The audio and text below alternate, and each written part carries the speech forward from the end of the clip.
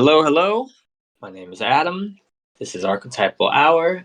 Um, I'm really excited about today's conversation. And so I'm curious where it'll all go. But um, there was some cool conversation in the thread I had created called the Chariot, or at least when I first made this thread in the Broom. It kind of like came back a little bit today because I posted something in there related to some of the fun stuff we talked about Pushan and Revati, and learning that Pushan is a god of like journeys, and also like kind of like nourishment or support. He's a shepherd too. Um, that he's also has this job of being the charioteer um, and of the sun, and this job of unleashing the chariots at the end of this journey, which can be taken lots of ways, I think. But anyway, thanks to this, and thanks to Nobu asking about this question about will the chariot be what we talk about today. As soon as he said it, I was like, yeah, that sounds like perfect, because I didn't really know what direction to take it, but I had a lot swimming in my mind. And the chariot kind of was like, oh, that does feel like it connects everything to me, because I feel like yeah, I feel like some of the things that has been in my field lately is sort of like going back to these old so-called like Christian mysticism, the earliest church, the earliest parts of the Jesus movement, and the sort of contemplative practices, um, and then I feel like that's very related to the material about the chariot. And I think today, like I'm going to bring in the Katha Upanishad, which is one of the Upanishads, like collections of Vedic wisdom.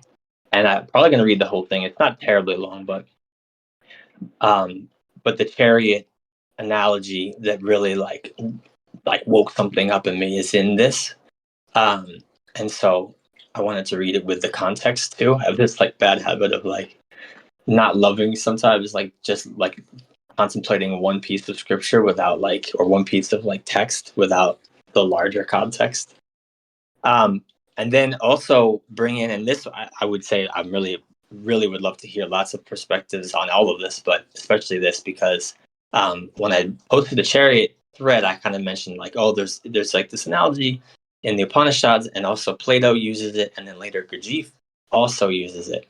Um, and so I thought that was kind of interesting and wanted to start like having a conversation.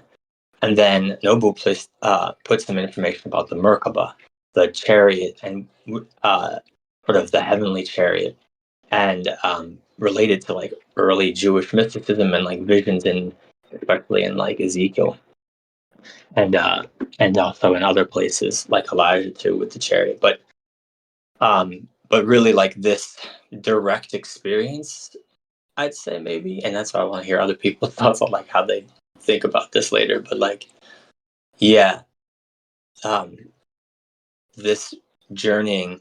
Although actually, I posted this in there for those who are interested in this stuff. Like, there's a YouTube account called Esoterica with Dr. Justin Sledge, and I had watched a video before this because I wanted to like kind of just really get more information and sort of sit with some of this stuff because I don't have as much familiarity with it. But I'm so happy it was brought in because I do feel like it's really like talking about this direct experience, um, which some might call like mysticism potentially. Welcome. I don't know someone just joined. Hoda, welcome. And yeah, I want to thank all the folks that are here live. I'm with Nobu and Psychonaut and Hoda, and Craig, our recording bot, for as long as he'll stand the conversation or doesn't need a little update, you know. What's up, Hoda? I'm so glad you're here because I'm rambling a little bit. I do want to check in before I read this text and just see, like, kind of, I don't know, maybe things that are coming up for people as we think about this chariot, or things that they are kind of sensing into the possibilities of like this conversation. I'd love to hear it either in the chat or off mute. Nova says, I have to say I didn't catch up on all info that was dropped. Yeah, no worries about that. Not required reading. Really looking forward to the text reading. Yes. Okay. Anyone else want to hold a little more space before I get into this text?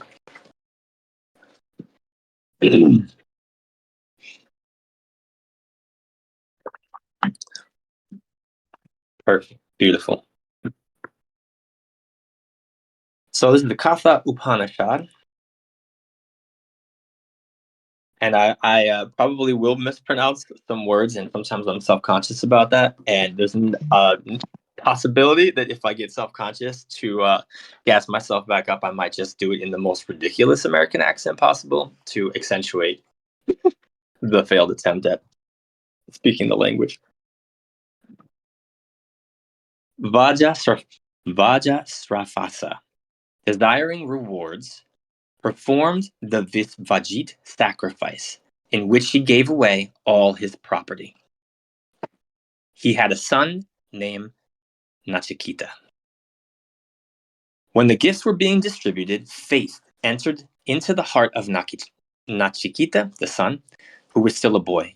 He said to himself, "Joyless, surely, are the worlds to which he goes, who gives away cows no longer able to drink, to eat, to give milk, or to calve." He said to his father, "Father, to whom will you give me?" He said this a second and a third time. Then his father replied, "Unto death I will give you. Among many I am the first, or among many I am the middlemost, but certainly I am never the last. What purpose of the king of death will my father serve today by thus giving me away to him?"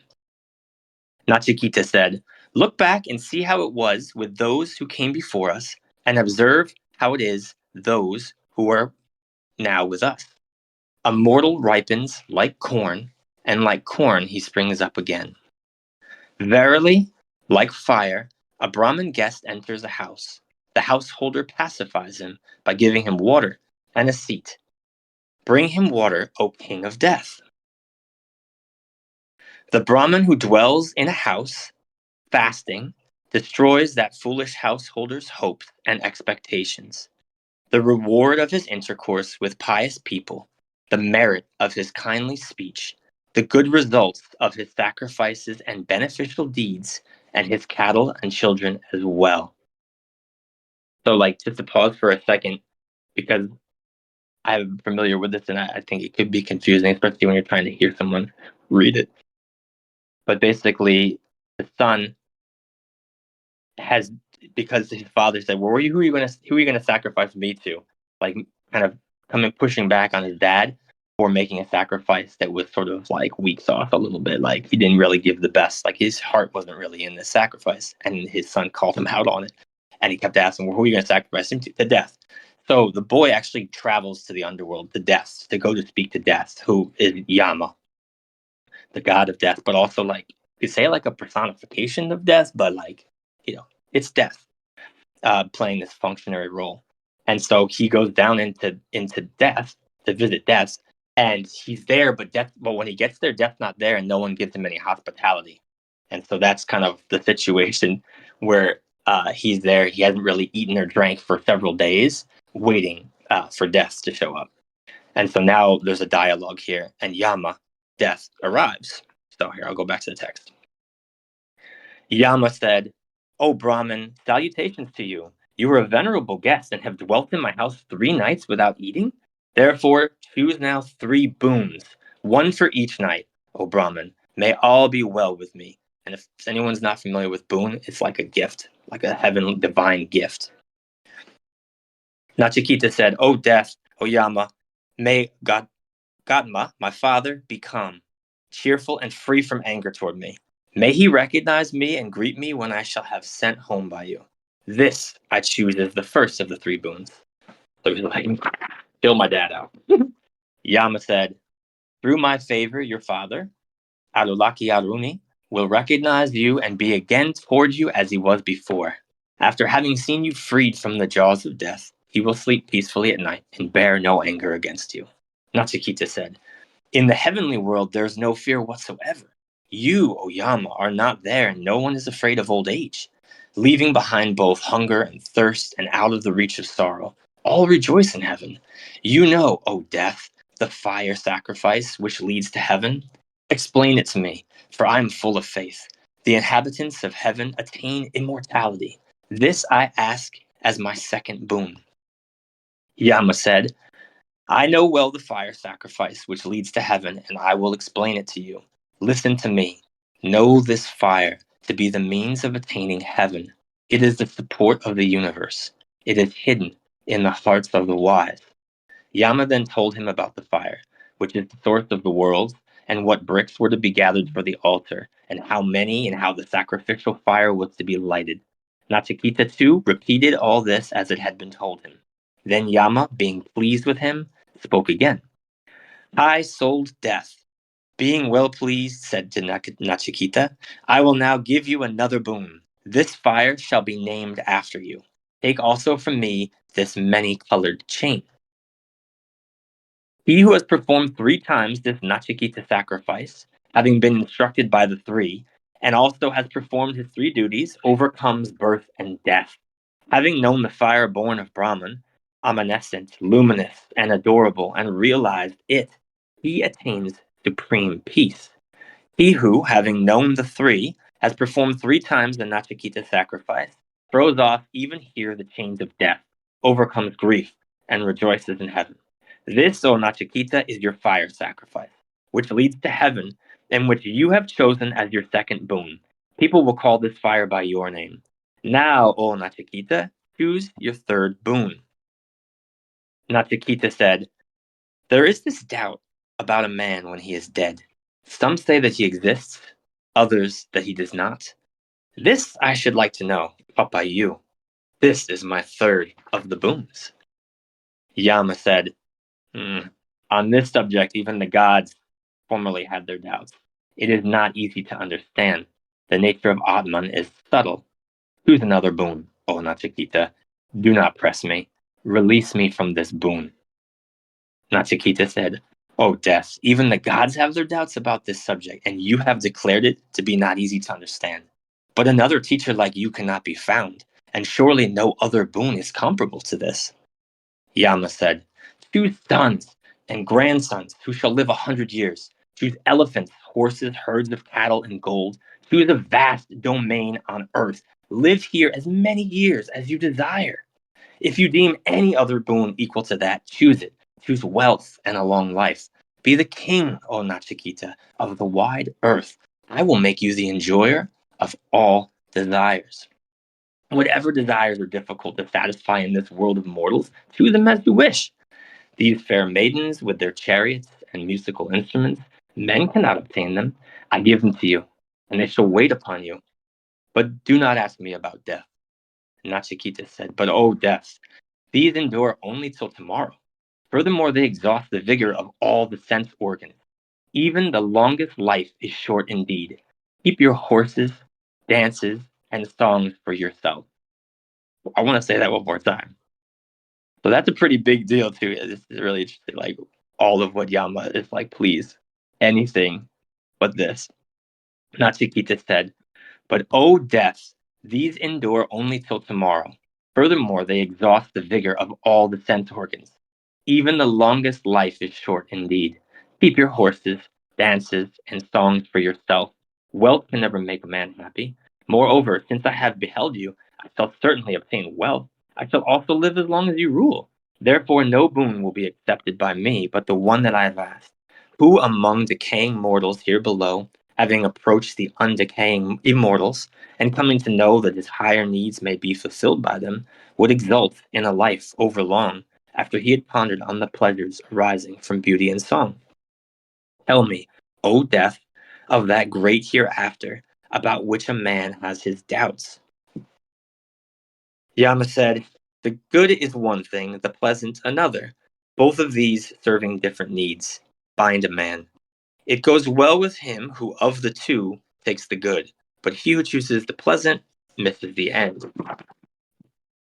Both the good and the pleasant present themselves to a man. The calm soul examines them well and discriminates. Yea, he prefers the good to the pleasant, but the fool chooses the pleasant out of greed and avarice. O Nachiketa, after pondering well the pleasures that are or seem to be delightful, you have renounced them all. You have not taken the road abounding in wealth, where many men sink. Wide apart and leading to different ends are these two, ignorance and what is known as knowledge. I regard you, O Nachiketa, to be one who desires knowledge, for even many pleasures could not tempt you away. Fools dwelling in darkness, but thinking themselves wise and erudite, go round and round by various tortuous paths, like the blind led by the blind. The hereafter never reveals itself to a person devoid of discrimination, heedless and perplexed by the delusion of wealth. This world alone exists, he thinks, and there's no other. Again and again he comes under my sway. Many there are who do not even hear of Atman. Though hearing of him, many do not comprehend. Wonderful is the expounder and rare the hearer. Rare indeed is the experiencer of Atman, taught by an able preceptor. Atman, when taught by an inferior person, is not easily comprehended because it is diversely regarded by disputants. But when it is taught by him who has become one with Atman, there can remain no more doubt about it. Atman is subtler than the subtlest, and not to be known through argument. This knowledge cannot be attained by reasoning. Atman became easy of comprehension, O dearest, when taught by another. You have attained this knowledge now. You are indeed a man of true resolve. May we always have an inquirer like you. Yama said, I know that the treasure resulting from action is not eternal. Oof, yeah. Oof. Yama said, I know that the treasure resulting from action is not eternal. For what is eternal cannot be obtained by the non-eternal. Yet I have performed this Nachiketa sacrifice with the help of non-eternal things, and attained this position, which is only relatively eternal. The fulfillment of desires, the foundations of the universe, the rewards of sacrifices, the shore where there is no fear, that which adorable and great, the wide abode and the goal, all this you have seen. And being wise, you have with firm resolve discarded everything.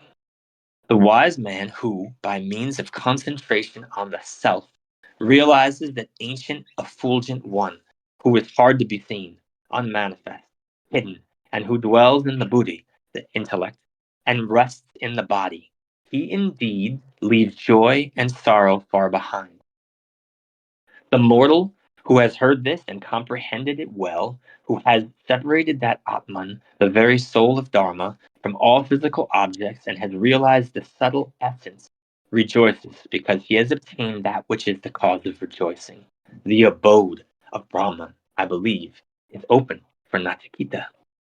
Nachiketa said, that which you see as other than righteous and unrighteous, other than all this cause and effect, other than what has been and what is to be, tell me that. Yama said, the goal which all the Vedas declare, which all austerities aim at, and which men desire when they lead the life of continence, I will tell you briefly. It is Om. This symbol Om is indeed Brahman. This symbol is the highest, the syllable. The syllable Om is indeed Brahman. The syllable is the highest. Whosoever knows this syllable obtains all that he desires. This is the best support. This is the highest support. Whosoever knows this support is adored in the world of Brahma. The knowing stuff, that's Brahma, by the way, not Brahman, which is, I think, really important. The knowing self is not born. It does not die. It has not sprung from anything. Nothing has sprung from it. Birthless, eternal, everlasting, and ancient. It is not killed when the body is killed. If the killer thinks he kills, and if the killed man thinks he is killed, neither of these apprehends aright. The self kills not, nor is it killed. Atman, smaller than the small, greater than the great, is hidden in the hearts of all living creatures. A man who is free from desires beholds the majesty of the self through tranquility of the senses and the mind and becomes free from grief. I'm going to say that again because a man who is free from desires beholds the majesty of the self through tranquility of the senses and mind and becomes free from grief. Though sitting still, it travels far. Though lying down, it goes everywhere. Who but myself can know that luminous Atman who rejoices and rejoices not? The wise man, having realized Atman as dwelling within impermanent bodies, but itself bodiless, vast, and all-pervading, does not grieve. This Atman cannot be attained by the study of the Vedas, or by intelligence, or by much hearing of sacred books. It is attained by him alone whom it chooses. To such a one, Atman reveals its own form. He who is not first turned away from wickedness, who is not tranquil and subdued, and whose mind is not at peace, cannot attain Atman. It is realized only through the knowledge of reality. Who then knows where he is?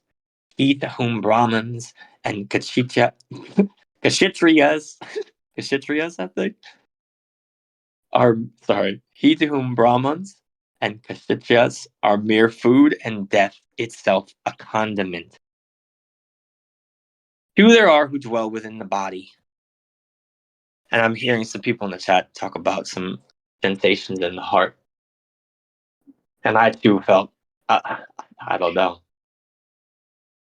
how to describe it, but yes. Two there are who dwell within the body. In the intellect, the supreme akasa or akasha of the heart, enjoying the sure rewards of their own actions. The knowers of Brahman describe them as light and shade, as do those householders who have offered oblations in the 5 fires, and also those who have thrice performed the Nachiketa sacrifice. We know how to perform the Nachiketa sacrifice, which is the bridge for sacrificers, and we know also that supreme, imperishable Brahman, which is sought by those who wish to cross over to the shore, where there is no fear. And this is the chariot now, the chariot archetype. Know the Atman to be the master of the chariot, the body, chariot, the intellect, the charioteer, and the mind, the reins. So this is like, okay, let's hold this image of the Atman as the master, or I've seen in other translations, the lord of the chariot. The chariot is the body. The intellect, the buddhi, in like parts of Vedic mind, for those that want to look that up, because I'm not really doing it justice, but the closest translation is the intellect, the discriminating part of mind. That's the charioteer, and the senses and the mind are the enjoyer. Oh, sorry, let me go. And the mind is the reins. So the intellect is holding the mind, the reins. The senses, they say, are the horses. So the 5 senses are 5 horses pulling this chariot. The object, the roads. And so I'll just read it now that I've kind of explained it so that it can just flow nicer. We know how to perform the Nachiketa sacrifice, which is the bridge for sacrificers. And we know also that supreme imperishable Brahman, which is sought by those who wish to cross over to the shore where there is no fear. Know the Atman to be the master of the chariot, the body, chariot, the intellect, the charioteer, and the mind, the reins. The senses, they say, are the horses, the object, the road. The wise call the Atman united with the body, the senses, and the mind, the enjoyer. If the buddhi, being the intellect, being related to a mind that is always distracted, loses its discriminations, then the senses become uncontrolled, like the vicious horses of a charioteer. But if the buddhi, the intellect, being related to a mind that is always restrained, possesses discrimination, then the senses come under control, like the good horses of a charioteer. If the buddhi remains related to a distracted mind, loses its discrimination, and therefore always remains impure, then the embodied soul never attains the goal, but enters into the rounds of births. But if the buddhi, being related to a mind that is restrained, possesses discrimination, and therefore always remains pure, then the embodied soul attains that goal from which he is not born again. A man who has discrimination for his charioteer and holds the reins of his mind firmly. Let me say that again. A human who has discrimination for his charioteer and holds the reins of the mind firmly reaches the end of the road, and that is the supreme position of Vishnu. Beyond the senses are the objects. Beyond the objects is the mind. Beyond the mind, the intellect. Beyond the intellect, the great Atman. Beyond the great Atman, the unmanifest. Beyond the unmanifest, the Purusha. Beyond the Purusha, there is nothing. This is the end, the supreme goal. That self hidden in all beings does not shine forth, but it is seen by subtle seers through their one-pointed and subtle intellects. The wise man should merge his speech in his mind, and his mind in his intellect.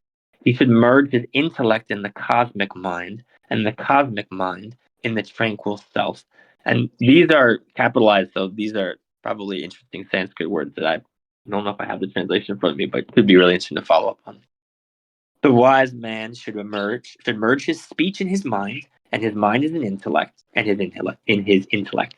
He should merge his intellect in the cosmic mind, and the cosmic mind in the tranquil self.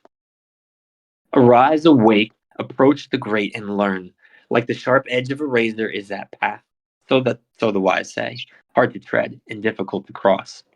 Having realized Atman, which is soundless, intangible, formless, undecaying, and likewise tasteless, eternal, and odorless, having realized that, which is without beginning and end, beyond the great and unchanging, one is freed from the jaws of death.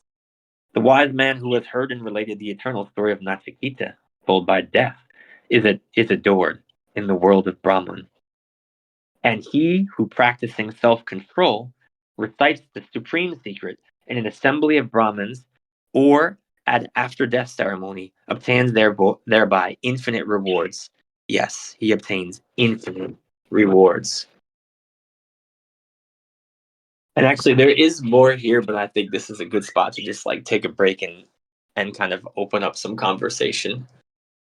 I think this is like, yeah, there's like maybe 2 more chapters, but I want to just open up and hear thoughts and just take a pause, drink some water too for a second, see what's coming up for people.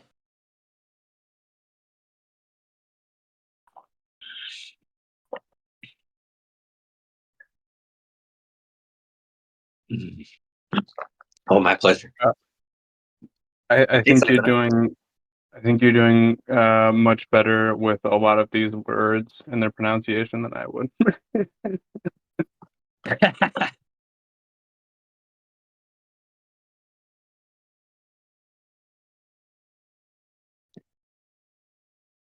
Appreciate it. And my pleasure reading it. And I'm really happy there's like some cool stuff in the chat being shared about Nova said the last part did something to my teeth and my third eye. So I really love how, yeah, this is really a pleasure to be like a vessel for this text to come alive in folks or to shake things loose.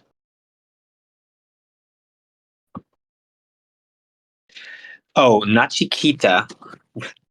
Let me see if I can spell it. The Nachiketa sacrifice. Yeah.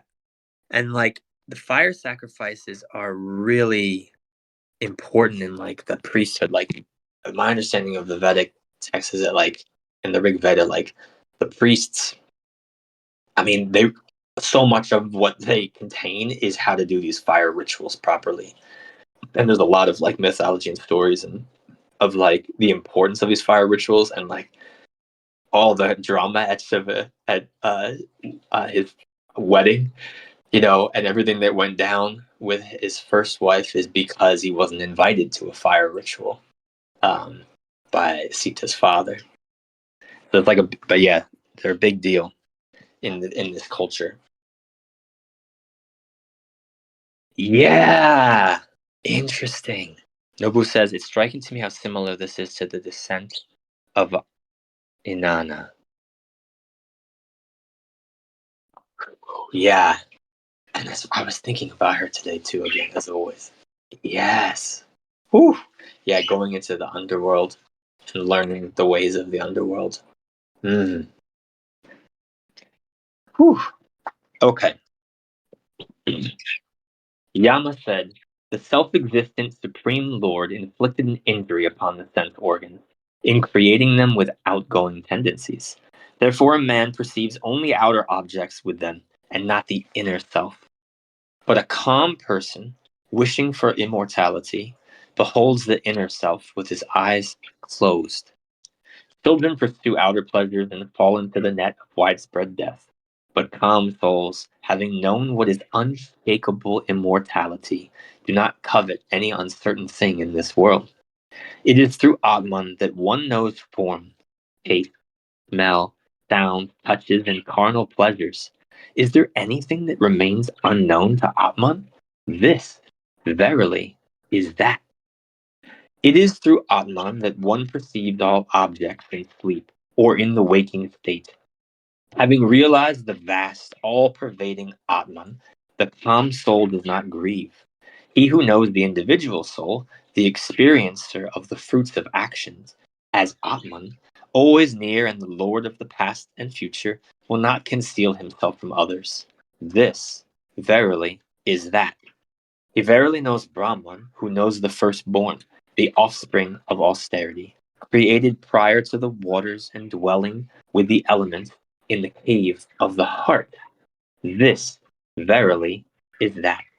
He verily knows Brahman, who knows Aditi, the soul of all deities, who was born in the form of prana, who was created with the elements, and who, entering into the heart, abides therein. This, verily, is that.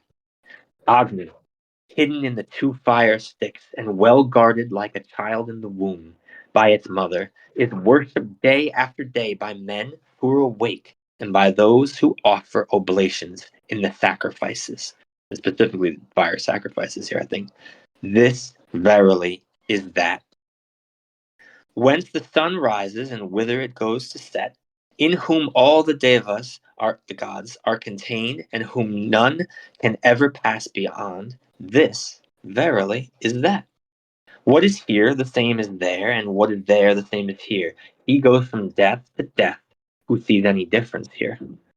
By the mind alone is Brahman to be realized, then one does not see in by the mind alone is Brahman to be realized, then one does not see it in any multiplicity whatsoever.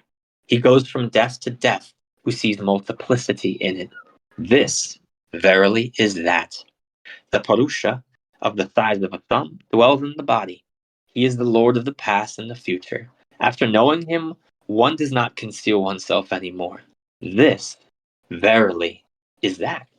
The Purusha, of the size of a thumb, is like a flame without smoke. The Lord of the past and the future, he is the same today and tomorrow. This, verily, is that. As rainwater falling on a mountain peak runs down the rocks in all directions, even so he who sees the attributes as different from Brahman verily runs after them in all directions. As pure water poured into pure water becomes one with it, so also, O Gautama, does the self of the sage who knows. There is a city with 11 gates, belonging to the unborn Atman of undistorted consciousness. He who meditates on him grieves no more. Liberated from the bonds of ignorance, he becomes free. This, verily, is that. He is the sun dwelling in the bright heavens. He is the air of the interspace. He is the fire dwelling on earth. He is the guest dwelling in the house. He dwells in men, in the gods, in truth, in the sky. He is born in the water, on earth, in the sacrifice, on the mountains. He is the true and great. He it is who sends prana upward and who leads apana downward. All the devas worship that adorable one seated in the middle. When the soul identified with the body and dwelling in it is torn away from the body, is freed from it, what then remains? This, verily, is that. No mortal ever lives by prana, which goes up, nor by apana, which goes down. Men live by something different, on which these two depend. Well then, Gautama, I shall tell you about this profound and eternal Brahman, and also about what happens to the Atman after meeting death. Some jivas, souls, I guess, enter the womb to be embodied as organic beings, and some go into non-organic matter according to their work and according to their knowledge. He, the Purusha, who remains awake while the sense organs are asleep, shaping one lovely form after another, that indeed is the pure, that is Brahman, and that alone is called the immortal. All worlds are contained in him, and none can pass beyond. This, verily, is that. As the same non-dual fire, after it has entered the world, becomes different according to whatever it burns, so also the same non-dual Atman, dwelling in all beings, becomes different according to whatever it enters, and it exits, and it exists also without. As the same non-dual air, after it has entered the world, becomes different according to whatever it enters, so also the same non-dual Atman, dwelling in all beings, becomes different according to whatever it enters, and it exists also without. As the sun, which helps all eyes to see, is not affected by the blemishes of the eye or of the external things revealed by it, so also the one Atman, dwelling in all beings, is never contaminated by the misery of the world, being outside it. There is one supreme ruler, the inmost self of all beings, who makes his one form manifold. Eternal happiness belongs to the wise, who perceives him within themselves, not to others. There is one who is the eternal reality among non-eternal objects, the one truly conscious entity among conscious objects, and who, though non-dual, fulfills the desires of many. Eternal peace belongs to the wise, who perceive him within themselves, not to others. The sages realize that indescribable supreme joy as this is that. How can I realize it? Is it self-luminous? Does it shine brightly or not? The sun does not shine there, nor the moon and the stars, nor these lightnings, not to speak of this fire. He's shining, everything shines after him. By his light, all this is lighted. This is that eternal Akvata tree with its root above and branches below. I'm going to say it again. This is the eternal Akvata tree. And I'll put that in the back if anyone wants to. Akvata tree with its root above and branches below. That root indeed is called the bright. That is Brahman, and that alone is the immortal. In that, all worlds are contained and none can pass beyond. This verily is that. Whatever there is, the whole universe vibrates because it has gone forth from Brahman, which exists as its ground. That Brahman is a great terror, like a poised thunderbolt. Those who know it become immortal. From terror of Brahman, fire burns. From terror of it, the sun shines. From terror of it, Indra and Vayu and death. The fifth, run. If a man is able to realize Brahman here, before the falling asunder of his body, then he is liberated. If not, he is embodied again in the created worlds. As in a mirror, so in the buddhi. As in a dream, so in the world of the fathers. As in water, so Brahman is seen in the world of the Gandharvas. As in light and shade, so in the world of Brahma. Having understood that the senses have their separate origin, and that they are distinct from Atman, and also that their rising and setting belong to them alone, a wise man grieves no more. Beyond the senses is the mind. Beyond the mind is the intellect. Higher than the intellect is the great Atman. Higher than the great Atman is the unmanifest. Beyond the unmanifest is the person, all-pervading and imperceptible. That might also be the way this is said. That could just be Purusha also. But it says, beyond the unmanifest is the person, all-pervading and imperceptible. Having realized him, the embodied self becomes liberated and attains immortality. His form is not an object of vision. No one beholds him with the eye. One can know him when he is revealed by the intellect free from doubt and by constant meditation. Those who know this become immortal. When the five instruments of knowledge stand still, together with the mind, and when the intellect does not move, that is called the supreme state. And I would love to know what that Sanskrit word is. And I'll have it here. This, the firm control of the senses, is what is called yoga. One must then be vigilant, for yoga can be both beneficial and injurious. Atman cannot be attained by speech, by the mind, or by the eye. How can it be realized in any other way than by the affirmation of him who says he is? He is to be realized first as existence, limited by upadhis, and then in his true transcendental nature. Of these two aspects, Atman realized as existence leads the knower to the realization of his true nature. Oh, yoga can also. Okay, thanks. Psychonaut asked me to repeat something here. He said, I'm gonna go up just a little bit more just to get there.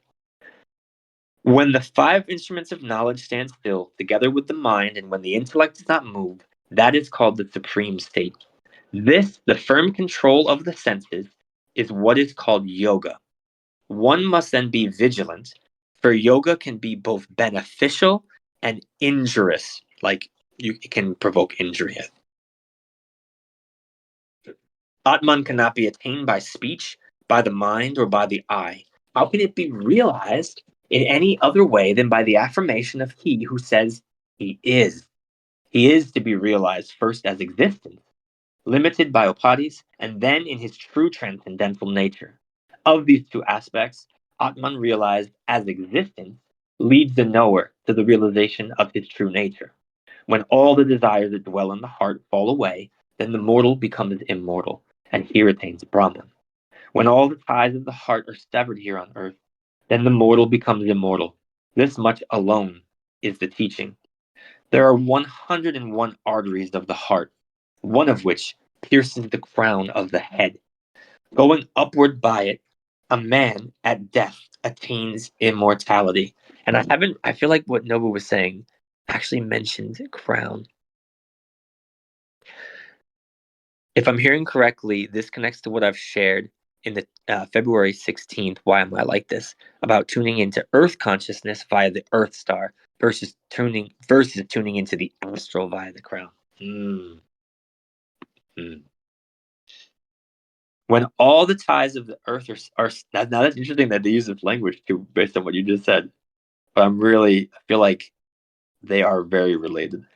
When all the ties of the heart are severed here on earth, then the mortal becomes immortal. This much alone is the teaching. There are 101 arteries of the heart, one of which pierces the crown of the head. Going upward by it, a man at death attains immortality. But when his prana passes out by other arteries, going in different directions, then he is reborn in this world. The Purusha, not larger than a thumb, the inner self, always dwells in the hearts of men. Let a man separate him from his body with steadiness, as one separates the tender stalk from a blade of grass. Let him know that self as the bright, as the immortal, as the bright as the immortal. Having received this wisdom taught by the king of death and the entire process of yoga, Nachiketa became free from impurities and death and attained Brahman. Thus it will be also with any other who knows, in this manner, the inmost self. The Katha Upanishad.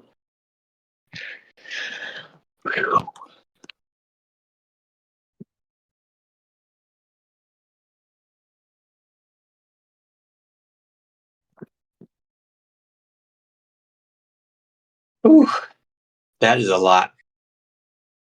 And I think I saw someone in the chat say, like, it's getting like metaphysical anatomy. And yeah. So I just want to like open it up. And I realized that did take longer than I expected. Because I really want to bring in Merkaba also. And I think, but I don't want to like jump into that before letting this settle and see what might be rising up within you based on this text.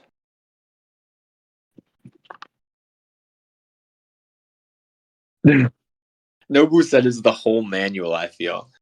I mean, it's like Yama really, this Upanishad and Yama's wisdom in it, it really does like, all right, Nachiketa, here are the keys, man. it's up to you now. But I mean, I gave you all the codes, as they say.